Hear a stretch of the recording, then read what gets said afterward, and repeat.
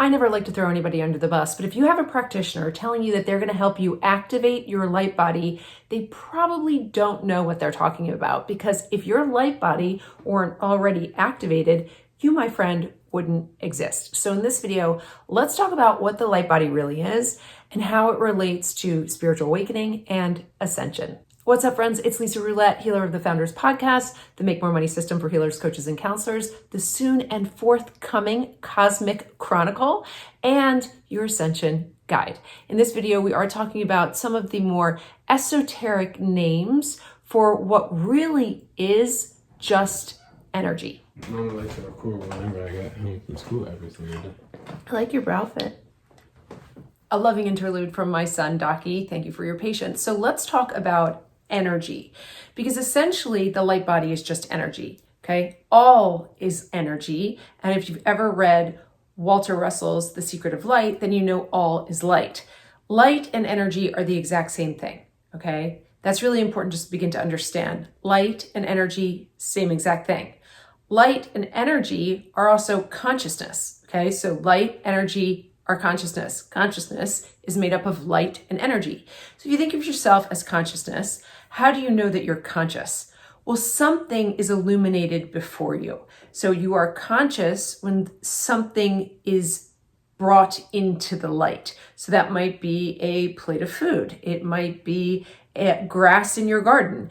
But if you're not conscious, you probably don't have a lot going on in the awareness, right? Because nothing can be illuminated if you're not conscious. So light and energy and consciousness are all the same thing.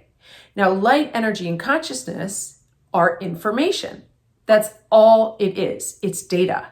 It's data that makes consciousness aware of what is in its perceived reality, okay? So the light body is the energy body, and the energy body is the aura. Okay, and the aura is the energy that comes forth from the physical body, which is emanated from the chakras, okay? Because the chakras are centers of energy that essentially establish the aura, establish the light body, and establish you as consciousness. You are divinely designed. And the way you can understand yourself as a divine design is by looking at the centers of consciousness, which create the aura, which is the light body, which essentially is your vehicle into higher levels of not only consciousness, but also higher dimensions.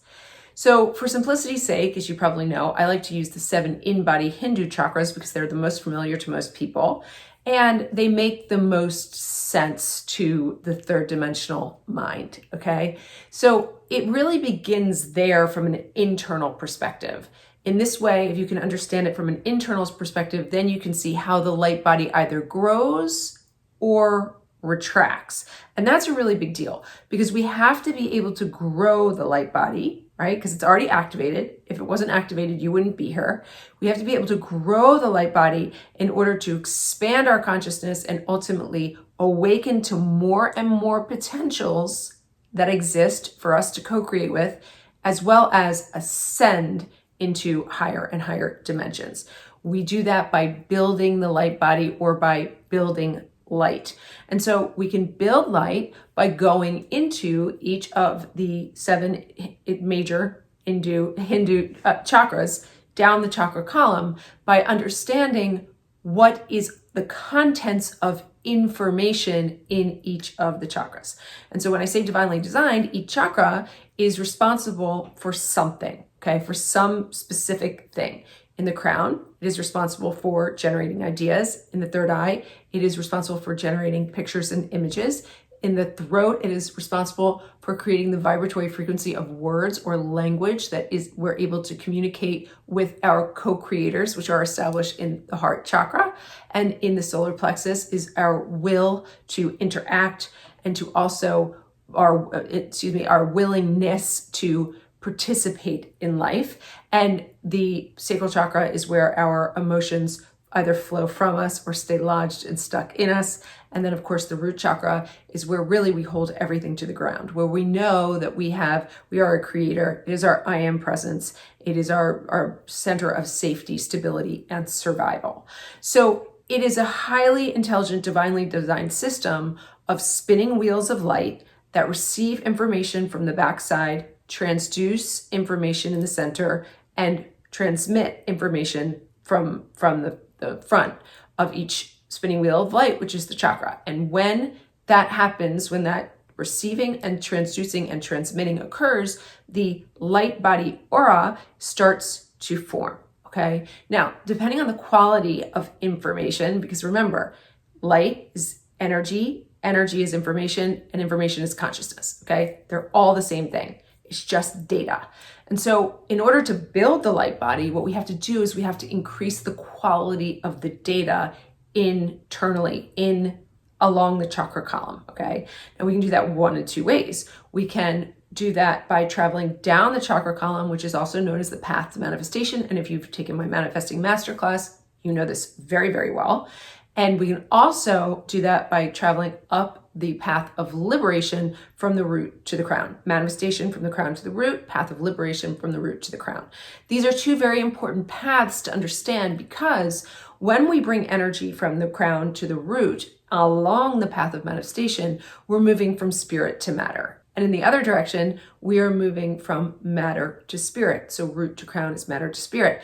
We must master both paths. Okay. Some people will say, oh, well, then we should just be along the path of liberation and we should always be moving from matter to spirit. Well, that's not necessarily true. That's not the full story, right? Especially where we are on our evolutionary path as human beings. We need to understand our ability to manifest our experience as one, right? As a unified, not only family of humanity, but unified with the cosmos. We must understand how we are intricately connected to the earth, the cosmos, and all that is, and that is through the path of manifestation. So I weigh both equally as important, and maybe you would too. You'd consider that too, okay? So in order to establish the quality of information, all you have to do is ask yourself, what are the thoughts I think?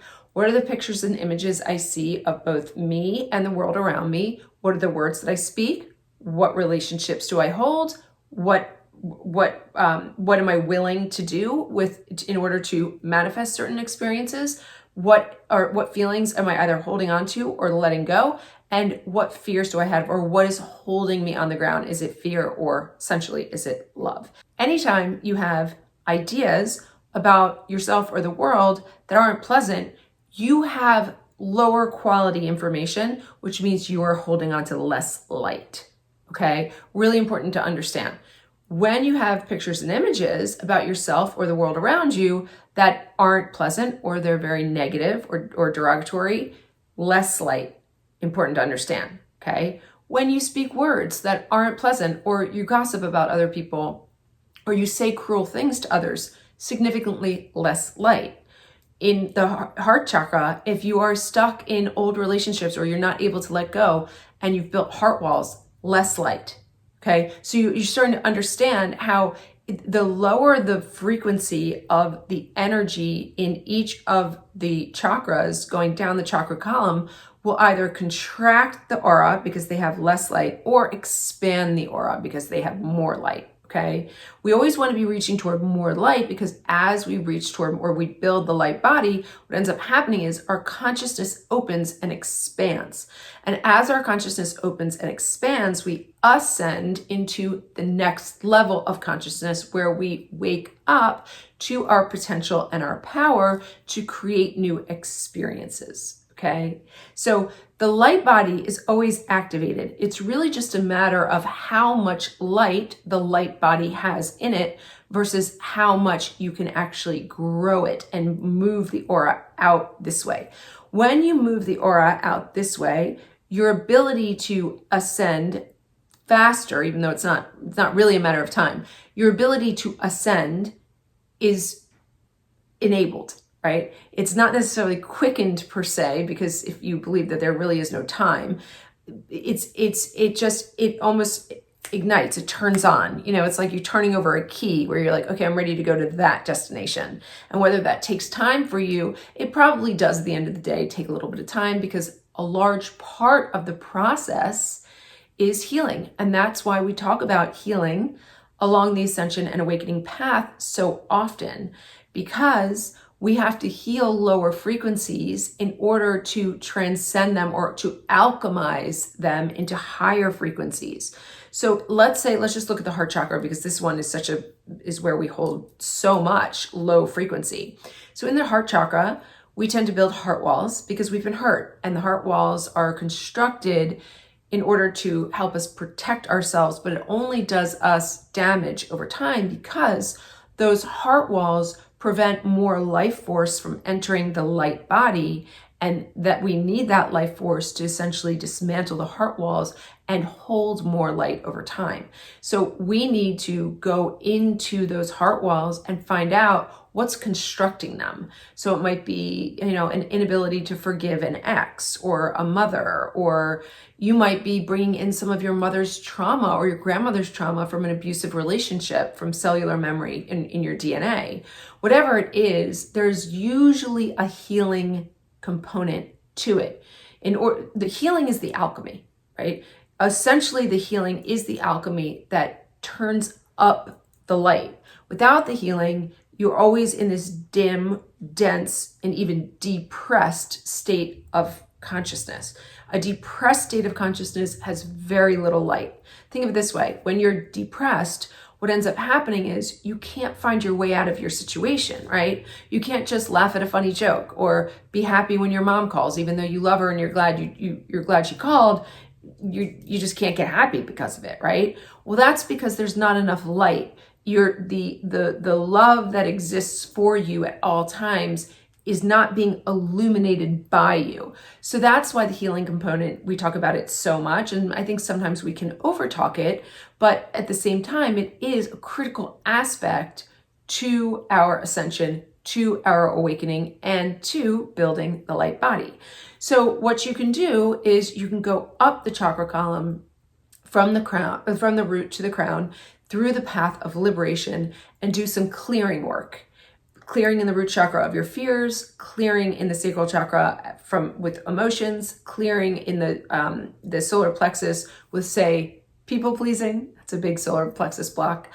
Clearing in the heart chakra with old attachments, clearing in the throat chakra with more positive affirmations, speaking kindly about yourself and others and the world around you, clearing in the third eye by practicing very positive images about yourself and the world around you, and of course, clearing in the crown, ensuring that you are intentionally generating new ideas that are going to serve the opposite direction, which again is the path of manifestation. So as you're clearing and you're getting up to that crown, you can literally come right back down and say, okay, now I have intentionally established new ideas. Let me bring them back down. What do these ideas look like?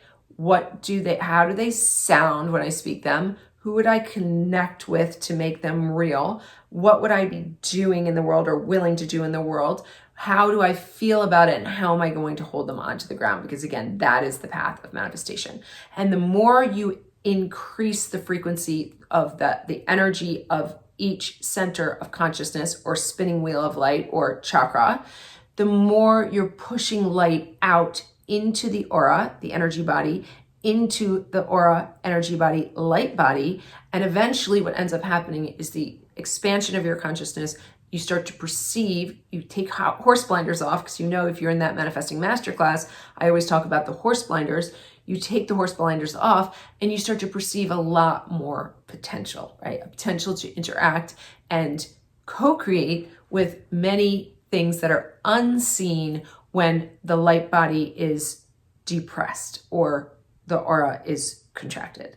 Okay. If you have any questions, all you have to do is ask me in the comments section. And if you want to jump into that manifesting masterclass, it's not a pitch. It's just very good for you to continue to understand yourself as consciousness and both the path of manifestation and the path of liberation.